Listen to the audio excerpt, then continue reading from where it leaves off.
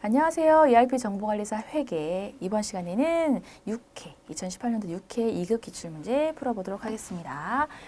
네, 첫 번째 ERP를 성공적으로 도입하기 위한 전략으로 적절하지 않은 것인데요. 네, 요거 나왔던 문제들이 계속 나옵니다. 문제은행처럼 단기간 효과 위주로 요거 아닙니다.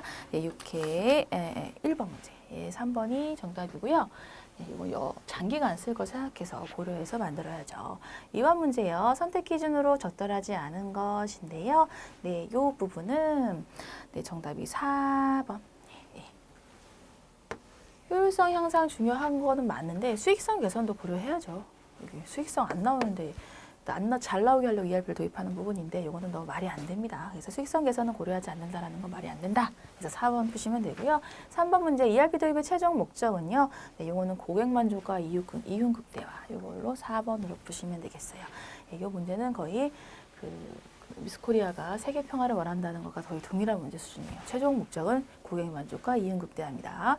4번은요. 자, 업무 흐름뿐만 아니라 전체 조직을 재구축하려는 혁신 전략이고요. 자, 전면적인 혁신 그리고 성과 향상시키려는 경영 기법인데요. 예, 요거는 리엔지니어링이에요. 네, 요거 정답 아니에요. 속지 마시고. 네, 이거는 BPR과 연관된 거라고 보시면 됩니다. 그래서 비즈니스 프로세스 리엔지니어링에 들어가는 그 엔지니어링 관련된 부분이라고 보시면 돼요. 그래서 BPR과 연관돼서 보시면 되는 문제였습니다. 4번은 정답이 4번이고요. 네, 5번은요. 네, 포괄 손익 계산서에 보고되는 항목은인데요. 네, 요거는 우리가 기업회계 일반 기업회계 기준으로서 나오는 우리가 배운 거는 다 손익 계산서에 대한 부분이고요.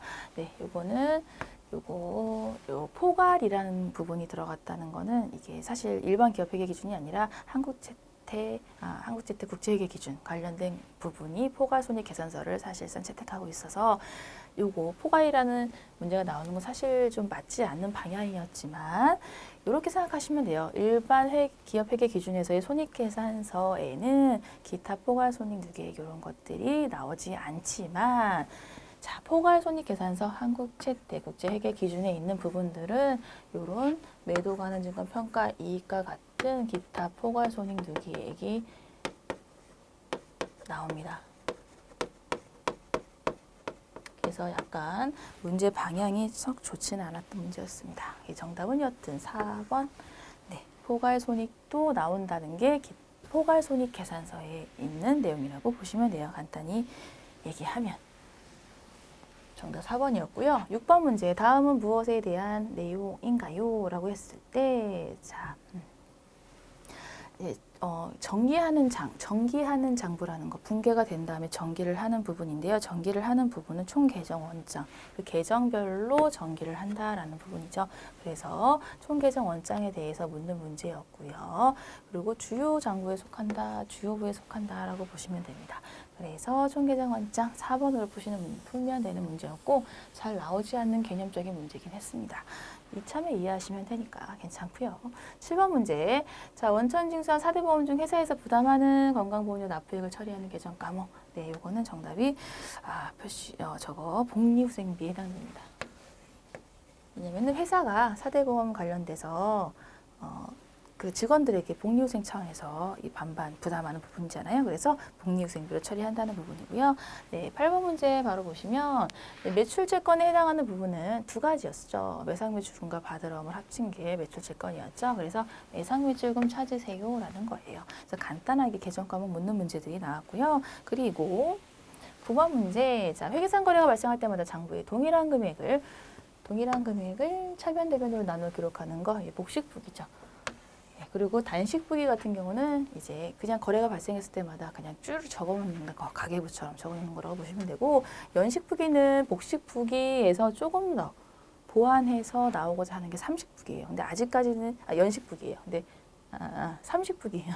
죄송해요. 네, 복식부기에서 조금 더 플러스해서 뭔가 복식부기의 한계를 극복하고자 해서 만든 게 이제 삼식부기라는 건데 일본의 학자가 얘기한 부분인데요. 아직은 삼식부기까지는 오지 않고 있다라는 부분까지만 아시면 되고요.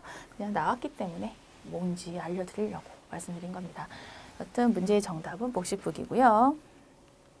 10번은요. 다음의 내용과 일치하는 분계는인데요. 자, 자산이 증가하고 부채가 증가되는 거래의 분계 부분인데요. 자, 가에 해당되는 거 자산이 증가. 네, 자산이 증가. 현금 상품 다 자산이니까 네, 다 해당되고 부채가 증가한다라는 부분에서 네, 부채가 증가되는 거 일단 이 수익이니까 아니고 매출도 수익. 매출 채권은 자산이 감소한 거니까 아니네요. 그냥 4번 맞추시면 되겠네요. 네, 4번이 정답이고요. 그리고 나번 혹시 몰라서 높아심에 다시 보면 비용이 발생하니까 보험료 맞고요. 자산 감소하는 현금이 감소하는 거래네요. 그래서 10번은 4번으로 해서 분계 보시고 바로 맞추시면 되는 문제였습니다. 네, 11번 문제. 다음 중 결산 과정을 순서대로 올바르게 나열한 것은 무엇인가인데요. 자, 정답은 네, 2번에 해당되는 부분이죠. 많은 부분이 좀 생략이 되어 있어서 좀 보기가 좋은 문제는 아니었지만 자, 일단은 수정전 시산표부터 시작하는 거는 이제 여러분들이 아시는 부분이고요. 그런 다음에 분계장이나 보조부 마감한 다음에 그 다음에 총계정 원장 마감하고 그리고 결산 손익계산서 작성하는 부분으로 해서 4, 2, 3, 1로 해서 수정 결산 과정을 찾으시면 되겠습니다. 네, 12번은요. 자, 결산 자료를 누락을 했대요. 그랬을 때 부채 자본 수익 비용의 과소 및 과대 효과를 표시한 걸로 옳은 것은인데요. 자, 결산 시점에 화재보험료 선급분이 미계상되었습니다. 라는 부분이죠. 그래서 기말에 지금 기중 거래를 봤을 때 기중에 이런 거래가 있었을 거라고 우리가 판단할 수가 있겠죠. 보험료로 다 뭐 계상을 했다라는 거 현금 등으로 나간 보험료로 다 처리를 했으니까. 네, 그리고 결산 시점에 기말에 이 부분에 대해서 처리해야 되는데 단계에 해당되지 않은 보험료를 없애주면서 성급보험료로 해서 이렇게 처리를 해야 되는데 요거를 누락한 거죠. 그랬을 경우에 과소 및 과대 효과이기 때문에 지금 보험료 자산이 지금 자산은 과소가 된 거죠. 자산이 지금 처리되지 않았기 때문에 과소가 된 거고 그리고 보험료가 이제 없어져야 되는데 이게 그대로 올라가 있는 상태니까 비용이 과대가 되어 있는 거죠. 그래서 비용이 과대. 이게 정답이 되겠네요. 뭐 수익 부분은 비용이 올라갔으니까 수익은 떨어지고 부채는 상관이 없고 네, 그래서 정답은 2번으로 고르시면 되는 문제였고요. 13번은요. 현금 및 현금성 자산으로 구분할 수 없는 것인데요. 네, 요거는 정기적금. 네, 바로 찾을 수 있네요. 요거는 단기 금융상품. 그래서 정기적으로 일정액을 불입하는 부분. 그래서 기간에 묶여 있습니다. 그래서 현금 및 현금성 자산으로 구분할 수가 없어요. 그래서 정답은 1번이 되는 부분이 되고요. 네, 그리고 14번은요. 기타의 대손상각비를 1% 계상하면 얼마인가인데요. 자, 매출채권에 대한 대손상각비가 아니고 매출채권 이외의 부분에 대한 기타의 대손상각비예요. 그래서 외상매출금 이런 것들에 해서 구하시면 안 되고요. 자, 기타의 대손상각비에 해당되는 것들을 좀 일단 찾으시면 되는데 아직 못 받은 돈, 미수금, 그리고 내가 대여해준 돈, 대여금 여기에서 대손이 발생할 수가 있겠죠. 그렇기 때문에 미수금과 대여금을 합친 150만 원에서 1% 부분만큼을 대손상각비로 하시면 됩니다. 라고 해서 15,000원만큼. 그래서 정답은 4번이 되는 거죠. 그래서 기타의 대손상각비. 그래서 대손상각비에 대해서 물은 게 아니라 기타의 대손상각비를 물어봤기 때문에 조금 생소하셨을 수도 있습니다. 정답은 4번입니다. 15번 감가상각비, 감가상각 방법이 아닌 것은인데요. 네, 요거는 정답이 4번이죠. 네, 감가상각 총평균법은 재고자산 관련된 재고자산 가액의 결정 방법이죠. 그래서 감가상각 방법 아닌 것은 4번으로 푸시면 되겠고요.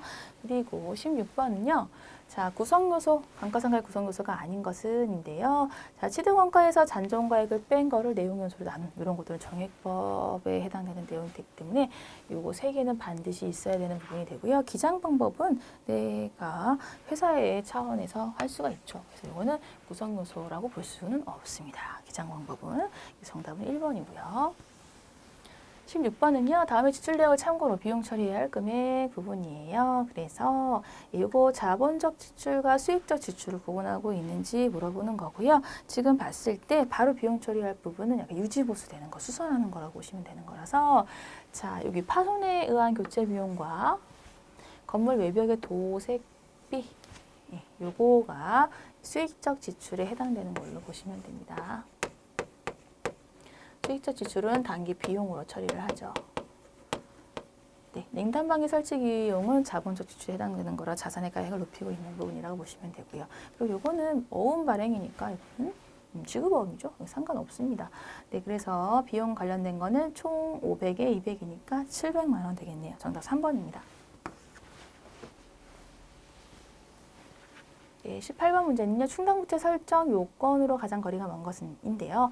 정답은 4번이에요. 그래서 과거 사건의 결과로 존재하는 현재 의무는 법적 의무에 한정된다라는 거 아니고요. 자, 법적인 의무 말고도 자, 매입자들이 기대하는 그런 의무들 의무들이 있어요. 이거를 의제 의무라고 어려운 말로 얘기를 하고 있는데 법적 의무가 아니라도 기대되는 그런 AS나 이런 것들이 이제 의제 의무에 들어간다고 보시면 됩니다. 그래서 충당부채 설정 요건으로 가장 거리가 먼 것은 법적 의무에 한정된다라는 부분이 틀렸다. 의제 의무도 해당된다라는 부분이에요. 19번은요. 자본거래에 대한 내용입니다. 올바르게 분개한 것은인데요. 자, 자본금 확대하기 위해서 주당 8,000원. 네, 100주를 발행했는데 자, 자본금으로 들어가는 건 액면가액의 발행 주식수이기 때문에 자본금은 500만 원이 돼요. 그래서 일단 둘 중에 하나, 셋 중에 하나 네, 이렇게 되는 부분이고요. 그리고 주당 8,000원에 했으니 네, 현금으로 80만 원이 들어왔네요. 그래서 일단 두 개로 또 좁혀줬고요. 그리고 자, 주식 발행 초과금 발생된 거라서 자본잉여금 계정이죠. 이익잉여금 아니니까 네, 다 맞아떨어지는 건 3번에 해당되는 분개가 되겠습니다. 그래서 이 부분 주식 발행 초과급에 대한 내용에 대한 분개였습니다. 정답 3번이었고요. 20번은요. 자, 다음 내용을 보고 차변에 기록될 개정 과목인데요. 자, 화재가 발생해서 제품이 모두 소실되었습니다. 보험도 가입하지 않았어요. 그랬을 경우에는 천재지변에 의한 그런 부분이라서 재해 손실 이런 걸로 보시면 되겠습니다. 그래서 요거는 정답 4번으로 하시면 되겠고요. 네, 이렇게 해서 6회차 문제 풀어봤고요. 간단한 문제들은 간단하게 풀리지만 좀 잘 나오지 않았던 문제들이 좀 나와서 여러분들이 좀 당황하셨을 수도 있지만 뭐 그런 것들을 이참에 알면 되니까 익혀주시면 되겠고요. 네, 이번 시간도 수고 정말 많으셨어요. 감사합니다.